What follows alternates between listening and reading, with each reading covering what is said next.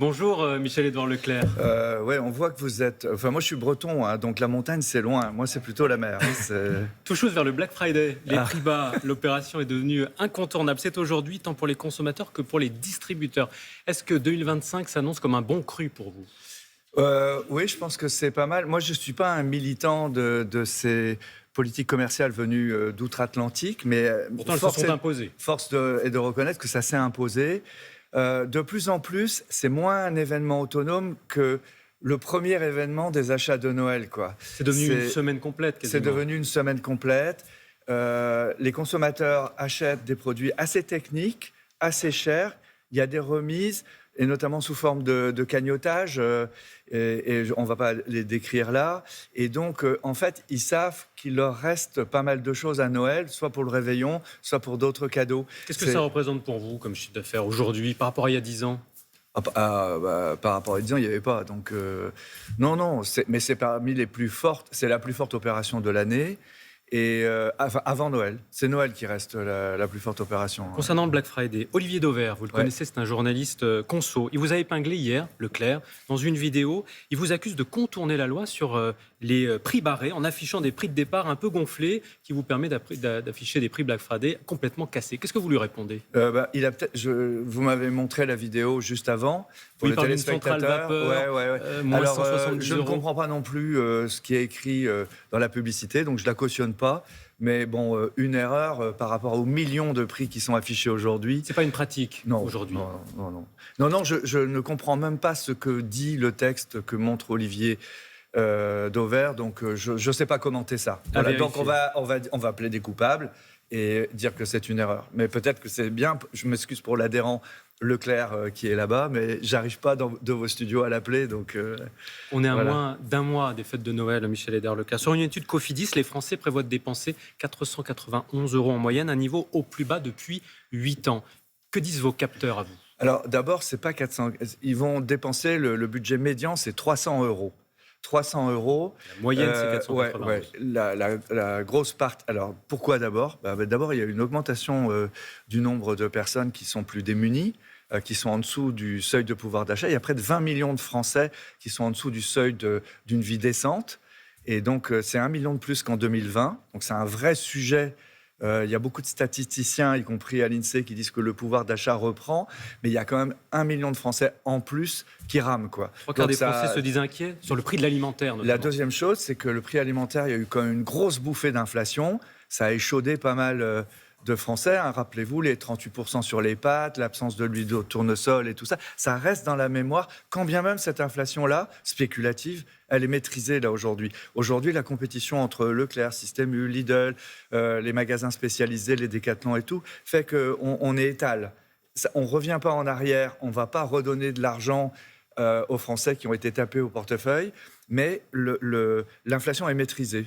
Pour ce Noël, il y a quand même des bonnes raisons d'être heureux, quoi. Il y a une inflation un peu inquiétante. Peut-être vous allez nous dire, c'est une alerte sur le prix de la viande. Oui. En boucherie, en supermarché, plus 20% en un an, nous dit le ministère de l'Agriculture. C'est même plus 41%, par exemple, pour l'onglet de bœuf.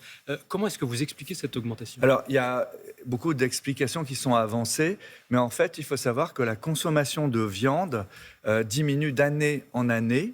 Même les bons morceaux, même les belles viandes. C'est pareil pour les vins fins. La jeune génération, si on peut dire comme ça, la Gen Z, mange moins de viande, boit moins de vin complexe. Et l'augmentation du prix, elle va dans votre poche ou dans celle des agriculteurs? Elle va dans celle des agriculteurs, mais s'il n'y a pas de vente, ça ne va pas dans la poche de personne. C'est-à-dire que à partir du moment où la viande est jugée trop chère et qu'on peut arbitrer, on peut s'en passer, ça reste sur l'étal, quoi. Leclerc est un de ceux qui, dans les salons agricoles, achètent les plus belles viandes, les viandes à concours. Mais là où c'était un point fort de nos opérations de viande, là où les grands crus étaient un point fort de nos caves à vin, on s'aperçoit que les jeunes, ils vont vers la bière, ils vont vers des produits moins alcoolisés. Et quelle garantie vous donnez aux agriculteurs dans les prochains jours? Il n'y a pas de garantie, c'est le monde qui change. Il va y avoir des négociations commerciales. Il y a eu les agriculteurs. Il y a eu des manifestations devant des supermarchés Leclerc récemment, des agriculteurs qui disent voilà, on n'est pas au bon prix, on n'est pas assez bien rémunérés. Non, mais il faut vendre aussi. Ça ne sert à rien d'avoir du prix si les gens n'achètent pas. Et je vous dis, il y a une sorte de logorrhée syndicale dans le mouvement agricole, il faut du prix. Mais on a bien vu avec le bio, vous avez bien vu comment le bio s'est cassé la figure pendant la période Covid. Le bio était arrivé à des prix 40 à 50% plus chers. C'est l'Union fédérale des consommateurs que Choisir qui le relevait. 40 à 50% plus cher qu'un produit naturel. Donc la logique d'acheter du bio a été cassée.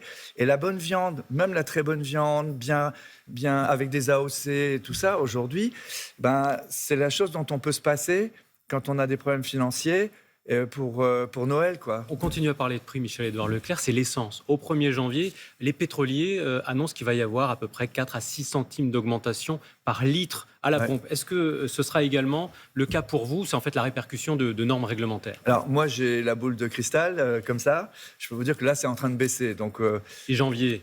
Ça dépend d'où on part, hein. Le cours du pétrole est très variable. Le gasoil est aux alentours de 1,63, 1,64 dans les centres Leclerc. Et vous allez la répercuter, cette hausse de cette taxe avant? Est-ce que ça dépend? Nous, on vend 70% de taxes, mais le cours du brut détermine le prix du carburant et aussi le dollar. On achète notre carburant, nous, toutes les heures pratiquement. Et on achète du dollar toutes les heures. Donc, je ne sais pas vous dire 15 jours à l'avance la combinaison des 3 variables, mais... On ne dit pas que ça n'augmentera pas. Moi, je n'ai pas l'impression que ça va flamber, quoi. L'état du stock dans le monde fait que le marché lui-même est à la baisse. Donc, même s'il y a des taxes qui augmentent, je n'ai pas l'impression que ça va flamber. Une dernière question concernant le géant chinois Chine. Ouais. Vous savez, vous avez eu des propos en début de semaine qui ont fait réagir. Vous avez dit que c'est une connerie de vouloir interdire cette plateforme. Non, c'est pas ce que j'ai dit. On retient que les phrases et il faut que je me méfie de ça maintenant. C'est une partie de la phrase. Ouais, c'est une partie de la phrase. Ce que j'ai dit, c'est faut pas d'abord désigner du doigt les Français qui essayent d'acheter moins cher. Ça, c'est la première chose. Il n'y a pas de culpabilité à avoir. Mais il faut mettre des limites quand même. Je commence ma phrase, d'accord? Il faut d'abord refuser. Les Français ont un problème de pouvoir d'achat, c'est le numéro 1. Donc d'abord, si quelqu'un leur propose des prix moins chers, il ne faut pas les culpabiliser, il ne faut pas leur dire, il ne faut pas aller là. Et sur la La deuxième chose, c'est s'il y a des produits qui ne sont pas licites, qui ne sont pas aux normes ou qui sont carrément illégaux, c'est à la puissance publique de les retirer du marché. Moi, si je vends, ou si un restaurateur vend un produit qui n'est pas sain, on me le fait dégager. Qu'est-ce qui fait que depuis 4 ans, 5 ans, chez est ouvert et que c'est juste maintenant qu'on dit ça? Donc vous en appelez à l'État. Merci beaucoup, Michel-Édouard Leclerc, d'être passé par les 4V ce matin. Merci beaucoup à tous les deux et merci à Sophie Charmet pour la traduction en langue des signes.